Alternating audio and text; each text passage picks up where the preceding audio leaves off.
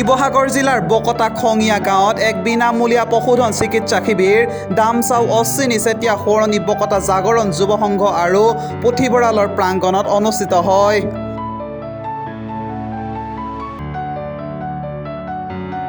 অসম কৃষি বিশ্ববিদ্যালয় যোৰহাটৰ অধীনস্থ শিৱসাগৰ কৃষি বিজ্ঞান কেন্দ্ৰৰ উদ্যোগত আৰু শিৱসাগৰ জিলা পশুপালন আৰু পশু চিকিৎসা বিভাগৰ সহযোগত এই শিবিৰ আয়োজন কৰা হয়। শিবিৰত বানাক্ৰান্ত ৰাইজৰ পশুধনৰ বাবে বিনামূলীয়া চিকিৎসা আৰু প্ৰতিষেধক চিধা প্ৰদান কৰা হয়।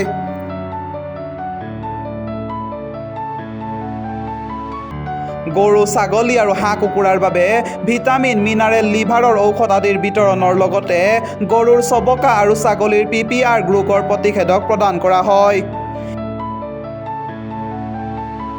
শিবিৰত শিৱসাগৰ কৃষি বিজ্ঞান কেন্দ্ৰৰ পশুপালন বিভাগৰ বিশেষজ্ঞ ডাক্তৰ অনুপানন্দ গোস্বামীয়ে উপস্থিত থাকি পশুধনৰ পৰিসৰ আৰু স্বাস্থ্যৰ বিষয়ে বিস্তাৰিতভাৱে বুজাই দিয়ে। কোঁৱৰডিং ৰাজ্যিক পশু চিকিৎসালয়ৰ কৰ্মচাৰীৰ সহযোগত আয়োজিত এই শিবিৰত প্ৰায় শতাধিক কৃষকে অংশগ্ৰহণ কৰে আৰু 400ৰো অধিক পশুধনক চিকিৎসা সেৱা আগবঢ়োৱা হয়।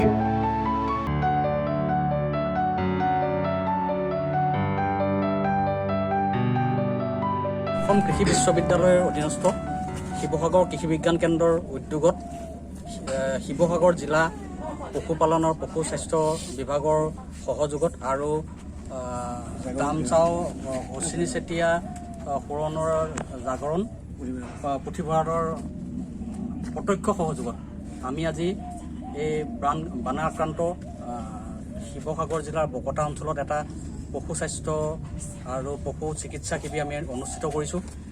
ইয়াৰ আমি পশুৰ ক্ষেত্ৰত গৰুৰ চবকা আৰু ছাগলীৰ যোনটো PPR নামৰ দুটা মাৰাত্মক বেমাৰ আছে, বেমাৰ দুটাৰ আমি প্ৰতিষেধক প্ৰদান কৰাৰ চেষ্টা কৰিছোঁ। লগতে বানপানীৰ পাছত এই অঞ্চলবিলাকত হ'ব পৰা মুখ্য সমস্যা যেনে পেলুৰ সমস্যাৰ পৰা যাতে আমি বানাক্ৰান্ত ৰাইজক কিছু সকাহ দিব পাৰোঁ, তাৰ কাৰণে আমি আমাৰ ফালৰ পৰা কিছু পেলুৰ ঔষধ, লিভাৰৰ টনিক, ভিটামিন, মিনাৰেল মিক্সাৰ আদি প্ৰদান কৰিছোঁ।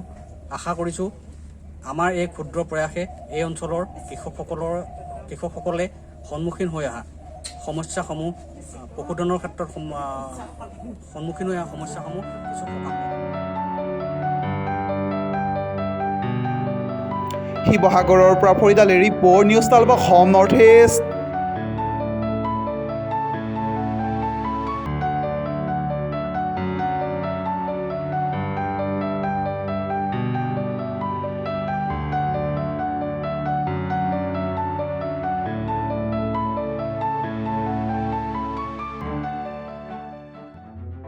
News 12 Assam North east.